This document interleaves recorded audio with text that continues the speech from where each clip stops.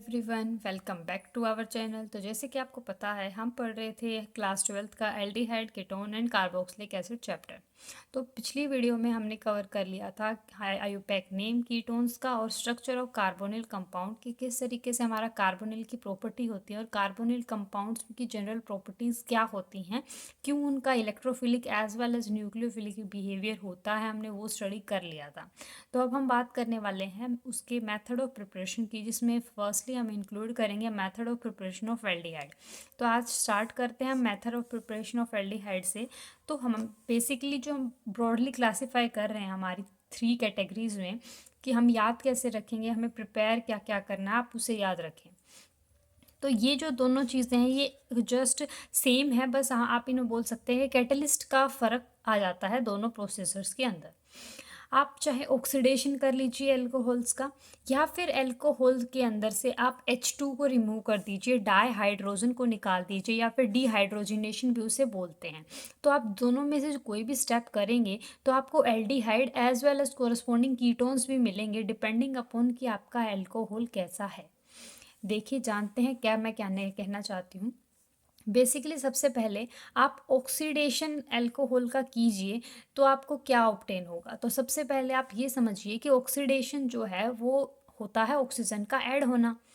ठीक है, अब ये ऑक्सीडेशन हो रहा है, ये कंट्रोल्ड भी हो सकता है और एग्जॉस्टिव भी हो सकता है। अगर ये कंट्रोल्ड ऑक्सीडेशन है जिसमें that means mild oxidising agent हैं अगर आपके पास, ज़्यादा स्ट्रॉन्ग नहीं है। स्ट्रॉन्ग वाले कौन से होते हैं हमारे पास, KMnO4, K2Cr2O7। तो अगर आपके पास ये नहीं है, कोई माइल्ड ऑक्सीडाइजिंग एजेंट है जिनके अंदर हमारे पास PCC, PDC, दैट इज क्या हमारे पास पिरिडीनियम क्लोरोक्रोमेट एंड पिरिडीनियम डायाक्रोमेट, ये अगर रिएजेंट्स हैं आपके पास, तो आपके पास जो ऑक्सीडेशन होगी वो कंट्रोल्ड होगी, एग्जॉस्टिव नहीं होगी। यानी कि आप जहाँ तक प्रोडक्ट को रोकना चाहते हैं, आपकी रिक्वायरमेंट जहाँ तक है आप वहाँ तक रोक सकते हैं। तो बेसिकली प्राइमरी अल्कोहल अगर आपके पास है और आप माइल्ड ऑक्सीडाइजिंग एजेंट का यूज़ कर रहे हैं, so you will get aldehyde, corresponding aldehyde आपको मिल जाएगा। और अगर आप सेकेंडरी अल्कोहल लेके चल रहे हैं और आप उसमें माइल्ड ऑक्सीडाइजिंग एजेंट डालते हैं तो आपको कॉरस्पॉन्डिंग कीटोन आपको ऑब्टेन हो जाएगा। अब आप सोच रहे होंगे कि टर्शरी अल्कोहल डालेंगे तो हमें क्या ऑब्टेन होगा, क्या हमें कीटोन ऑब्टेन होगा? नहीं, आप जो रिएक्शन है वो वर्क ही नहीं करेगी माइल्ड ऑक्सीडाइजिंग एजेंट के केस में। अगर आपने टर्शरी अल्कोहल लिया, आपको फिर स्ट्रॉन्ग ऑक्सीडाइजिंग एजेंट लेना पड़ेगा, फिर वो उसमें आपको मिक्सचर ऑफ प्रोडक्ट्स देखने को मिल सकते हैं। आप टर्शरी अल्कोहल में जैसे ही स्ट्रॉन्ग ऑक्सीडाइजिंग एजेंट डालेंगे तो आपको मिक्सचर मिलेगा ऑफ कार्बोक्सिलिक एसिड का विद 1 कार्बन लेस। एक कार्बन उसमें कम ही होगा क्योंकि आपको मिक्सचर ऑफ प्रोडक्ट्स मिलेंगे ना, तो एक कार्बन आपको कहीं ना कहीं उनमें कम ही मिलेगा। जैसे कि आप बना रहे हैं एसिटिक एसिड, तो जो प्रोडक्ट जो रिएक्टेंट रहा होगा उसमें पक्का से आपके पास 3 कार्बन एटम्स रहे होंगे, तभी आपके पास अब 2 कार्बन एटम वाली कोई एसिड बनी है। तो इस तरीके से आपको 1 कार्बन लेस वाली आपको क्या मिलते हैं, मिक्सचर ऑफ एसिड मिलती हैं। अभी आपको acetic acid with formic acid का एक मिक्सचर मिलेगा। तो ये मेथड कहीं ना कहीं आपके लिए प्रोमिनेंट नहीं होता है कि आपको मिक्सचर ऑफ प्रोडक्ट्स मिल रहे हैं।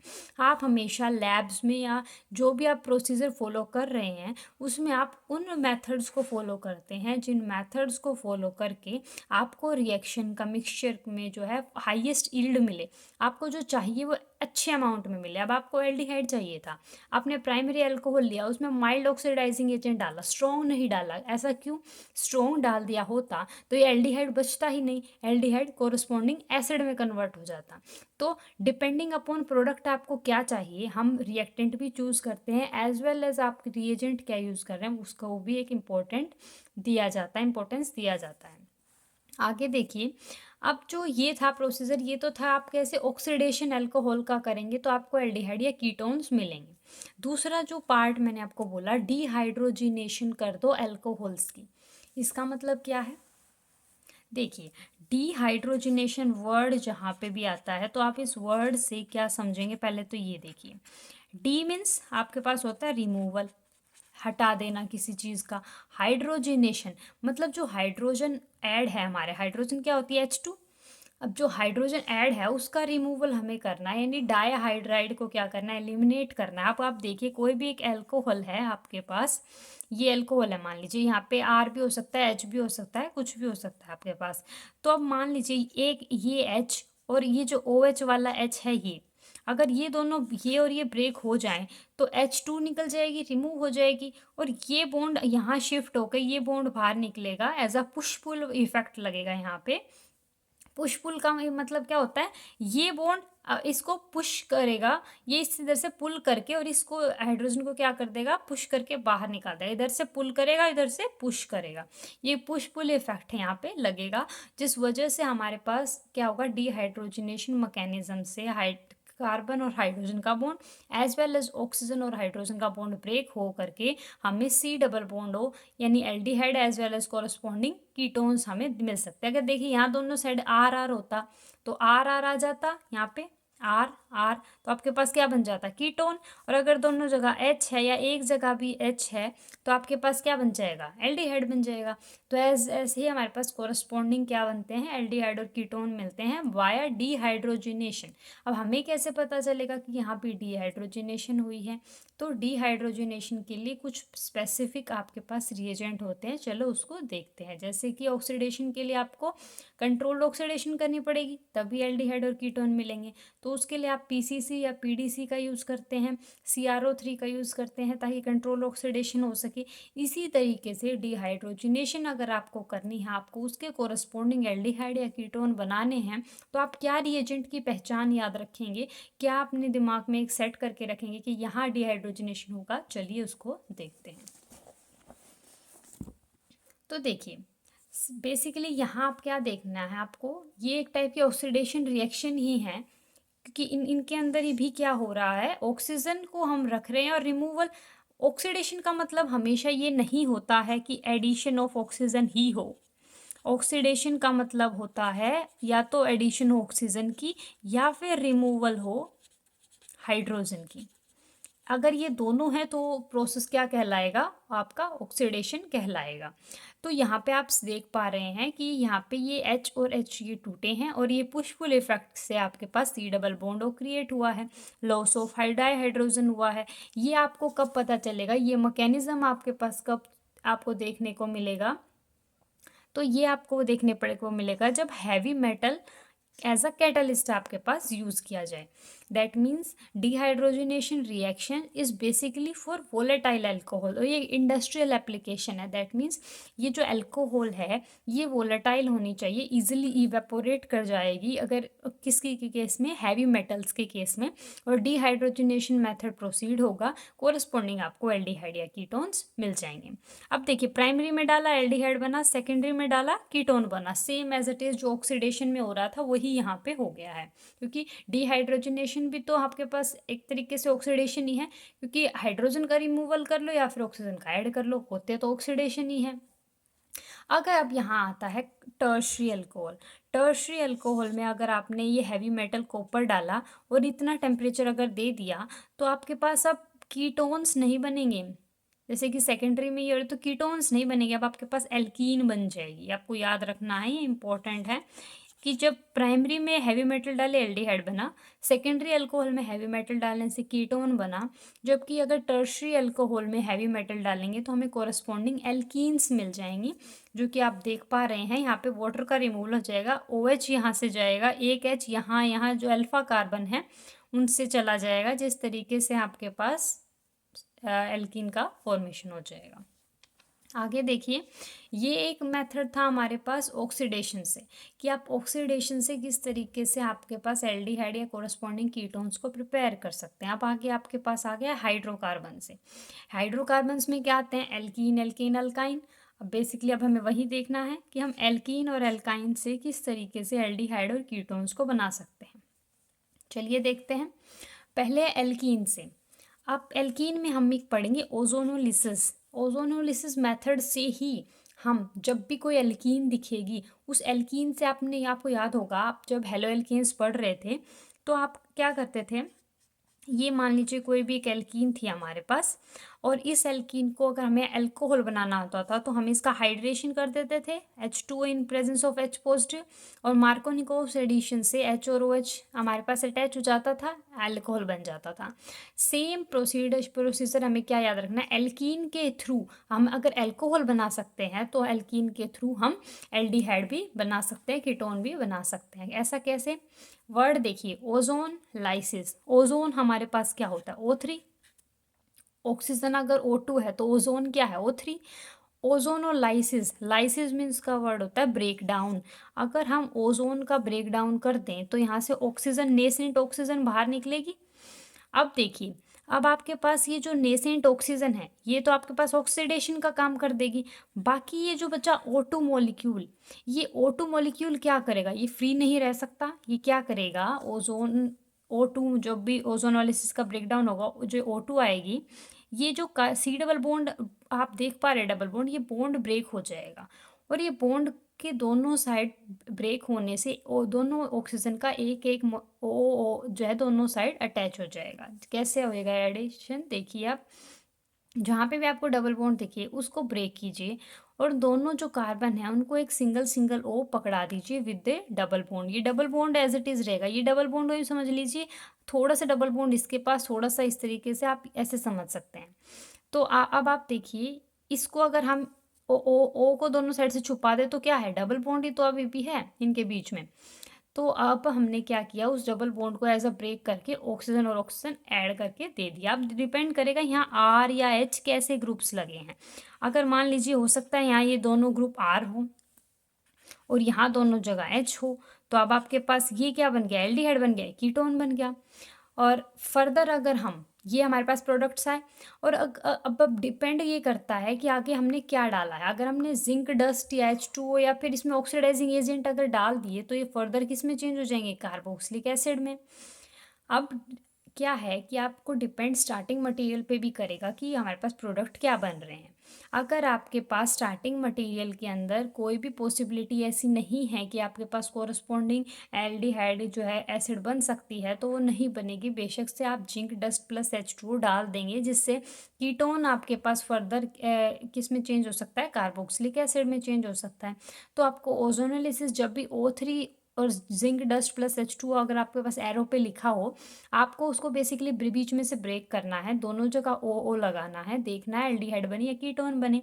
अब उनको फिर फर्दर अगर वे चेंज हो सकते हैं तो उनको एसिड में चेंज कर दीजिए इफ़ दैट पॉसिबल।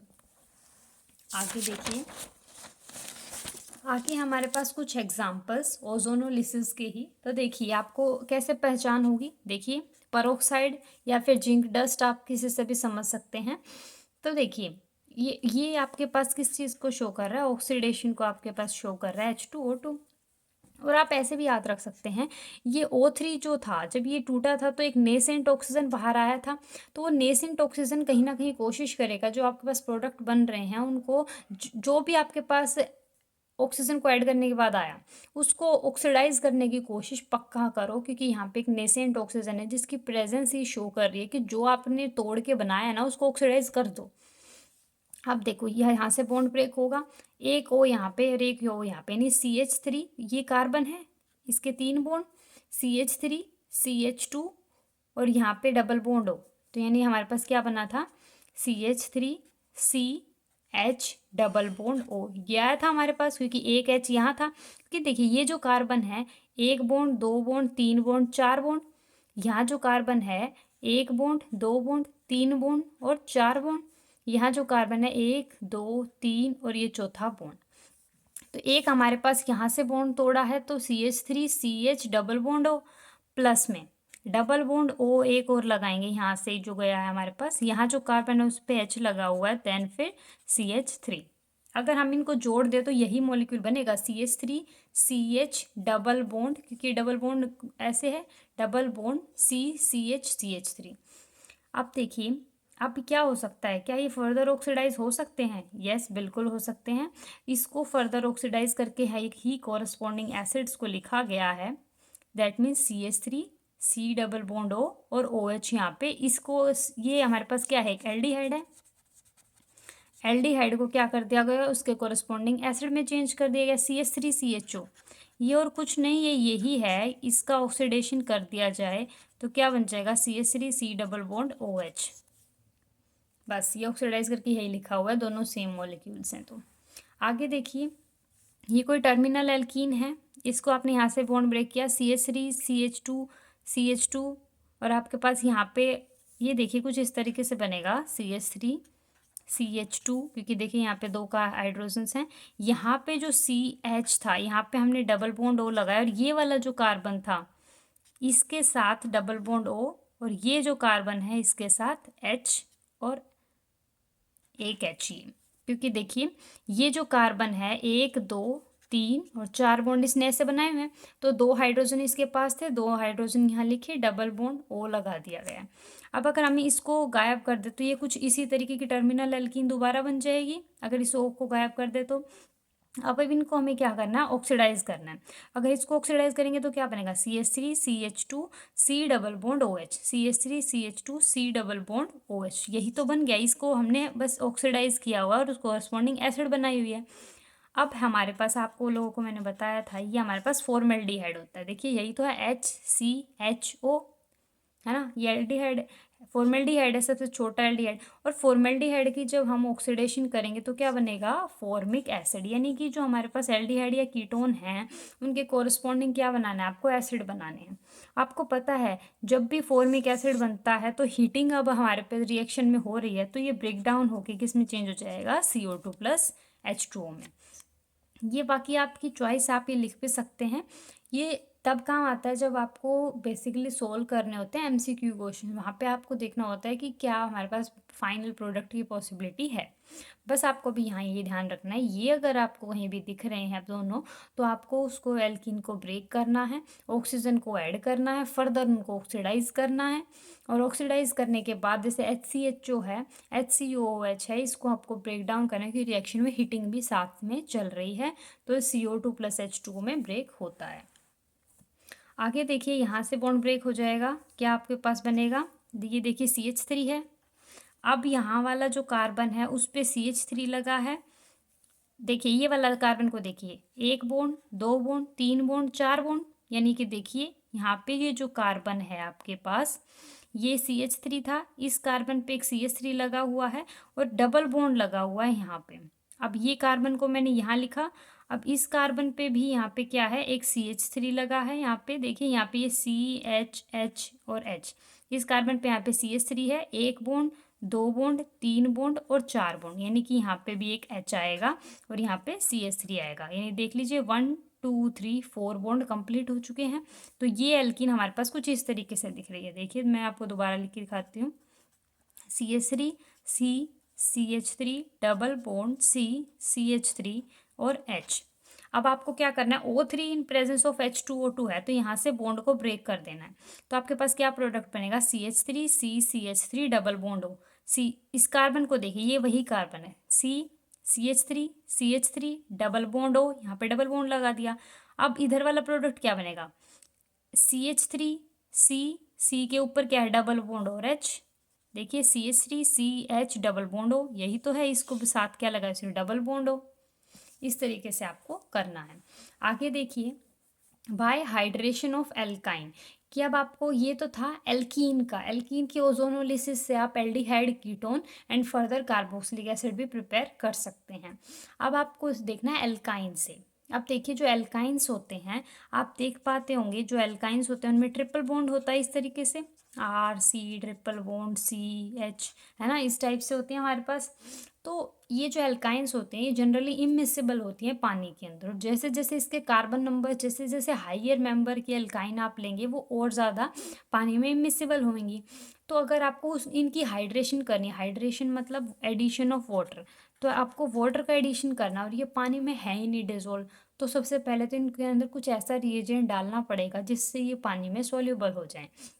तो इसीलिए पानी में इसको सोल्यूबल बनाने के लिए इस रिएजेंट का यूज़ किया जाता है। तो जहाँ पे भी आपको HgSO4 in presence of H2SO4, ये अगर आपको टेम्परेचर रेंज दी जा रही है तो आपको क्या करना है, उस एल्काइन के अंदर वाटर का ऐड करना है। जैसे एल्कीन के अंदर हम, जैसे हमने अभी भी देखा था ना, कि हम एल्कीन के अंदर वाटर का ऐड करके अल्कोहल बना सकते हैं, ऐसे ही सेम एल्काइन के अंदर पानी का एडिशन करना है तो ये रिएजेंट यूज़ होगा आपके पास, और उसके अंदर कोरस्पॉन्डिंग आपको एल्डिहाइड और कीटोन्स मिल जाएंगे। याद रखेंगे HgSO4 in presence of H2SO4 at 133 kelvin पे अगर आप एल्काइन के अंदर ये रिएजेंट डाल रहे हैं तो कोरस्पॉन्डिंग एल्डिहाइड एंड कीटोन्स आपको ऑब्टेन होते हैं। चलिए देखते हैं। तो यहाँ पे जो बेसिकली याद रखने लायक चीज़ है वो ये है कि सबसे छोटी जो एल्काइन होती है वो क्या होती है। जैसे सबसे छोटी एल्डिहाइड हमारे पास फॉर्मेल्डिहाइड थी, है ना, फॉर्मेल्डिहाइड थी। वैसे ही सबसे छोटी एल्काइन सिस्टम क्या हो सकता है, ये आप देखिए, एक कार्बन में तो एल्काइन नहीं हो सकता, एटलीस्ट दो तो कार्बन लेने पड़ेंगे तभी उनके बीच में ट्रिपल बॉन्ड आएगा। ठीक है, ट्रिपल बॉन्ड लगा दिया। अब 3 बॉन्ड तो हो गए इस कार्बन के, एक बॉन्ड की रिक्वायरमेंट है, इस कार्बन के भी 3 बॉन्ड तो हो चुके हैं, एक के बॉन्ड की रिक्वायरमेंट 4। अब इससे छोटी अगर आप बनाना चाहेंगे एल्काइन तो नहीं बन पाएगी। तो ये क्या है, 1 2 ईथ इथाइन, इसीलिए हमारे पास सबसे छोटी एल्काइन सिस्टम होती है। सबसे छोटी एल्काइन सिस्टम के अंदर आपने H2SO4 in presence of HgSO4 133 kelvin अगर डाला है तो आपके पास क्या होगा, कोरस्पॉन्डिंग आपको एल्डिहाइड फॉर्म होगा, that is HC double bond OH। आप ये याद रखेंगे, चाहे आप कोई भी एल्काइन ले लेना, इसके अलावा आपको हमेशा कीटोन्स मिलेगा, जबकि अगर इथाइन आ गया है तो आपको हमेशा एल्डिहाइड ही मिलेगा। ये आप याद रखेंगे। अब हम देखेंगे इसका मैकेनिज्म। इथाइन आ गया है, ये रिएजेंट्स आ गए हैं, तो आपको हमेशा HC double bond OH formaldehyde मिलेगा, और बाकी अगर कोई भी एल्काइन है तो आपको बिना सोचे समझे याद रखना वहाँ कीटोन्स बनेंगे, एल्डिहाइड नहीं फॉर्म हो सकती। आप देखते हैं उसका रीज़न। देखिए ये इथाइन है, आपको हाइड्रेशन करनी है, मतलब वाटर का एडिशन HOH, ये रिएजेंट डाला गया है जस्ट टू डिजोल्व इट। आपको अब इसको डिजोल्व कराने के लिए वाटर के अंदर ये रिएजेंट डालेंगे HgSO4 mercury sulphate in presence of H2SO4 sulphuric acid.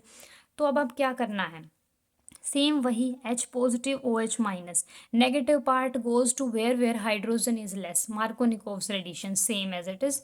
तो नेगेटिव यहाँ तो दोनों जगह सेम हाइड्रोजन है तो OH को कहीं यहाँ भेज दिया हमने, H को यहाँ भेज दिया, यानी क्या बचा CH2। अब देखिए वहाँ क्या होता था, डबल बॉन्ड, एक डबल बॉन्ड के टूटने पे दो single bond sigma bond generate होते थे। तो यहाँ पे भी एक ही तो डबल बॉन्ड टूटेगा, ये थोड़े दोनों ही रिड्यूस हो जाएंगे, इसीलिए यहाँ एक एल्कीन सिस्टम बना है और एक यहाँ बॉन्ड बन गया और एक यहाँ बॉन्ड बन गया।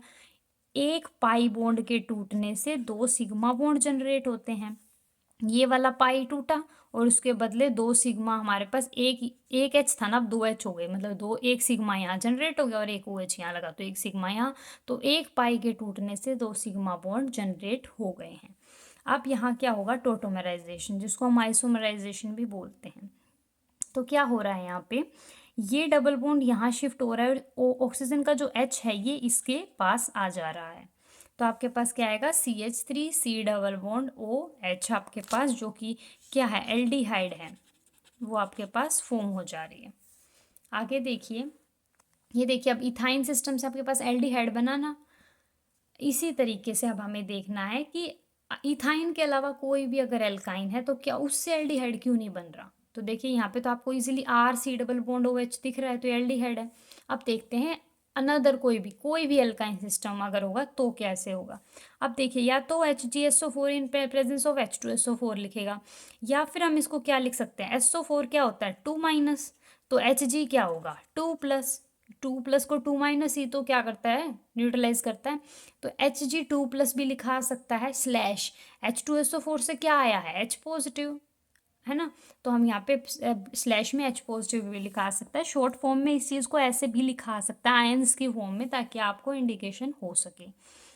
अब देखिए HOH अगर आपके पास है तो यहाँ से पॉजिटिव नेगेटिव, अब negative part goes to where hydrogen is less, इस इन दोनों कार्बन्स को देखिए, एक जगह तो CH3 लगा है और एक जगह H लगा है, हाइड्रोजन कहाँ कम है यहाँ पे, तो यहाँ पे इस कार्बन से डायरेक्टली अटैच कोई हाइड्रोजन नहीं, यहाँ पे तो एक हाइड्रोजन अटैच है, तो नेगेटिव पार्ट यहाँ जाएगा, पॉजिटिव पार्ट यहाँ जाएगा, तो एक पाई बॉन्ड टूटेगा, एक एज इट इज रहेगा COH CH2। अब फिर से OH के पास डबल बॉन्ड आ जाएगा, ये H जाके इसके पास आ जाएगा, आइसोमराइजेशन हो जाएगा, क्या बचेगा, बनेगा CH3 C double bond O CH3। अब क्या ये एल्डिहाइड है, R C double bond OR क्या होता है हमारे पास, कीटोन्स होते हैं। हेंस हम बोल सकते हैं कि आपके पास एल्काइन सिस्टम से आपके पास हमेशा क्या बनेगा, कीटोन बनेगा, जबकि इथाइन से आपके पास क्या बनेगा, एल्डिहाइड बनेगा। आप इथाइन के अलावा कोई भी एल्काइन ले लीजिए, आपके पास हमेशा कीटोन ही बनेगा। तो चलिए नेक्स्ट वीडियो में हम करेंगे कुछ स्पेसिफिक मेथड हमारे एल्डिहाइड को प्रिपेयर करने के लिए, जिसमें हमारे पास असाइल क्लोराइड से, नाइट्राइल से, एस्टर से और फ्रॉम हाइड्रोकार्बन में जनरली बेसिकली ये हमारे पास है एरोमेटिक जो भी सिस्टम होता है उससे आप जो प्रिपेयर करते हो। यहाँ हम पढ़ेंगे रोजेमंड रिएक्शन, काफ़ी इम्पोर्टेंट रिएक्शन, नेम रिएक्शन जो है रोजेमंड रिएक्शन वो पढ़ने वाले हैं। यहाँ पे हम स्टीफन्स रिएक्शन के बारे में पता करेंगे।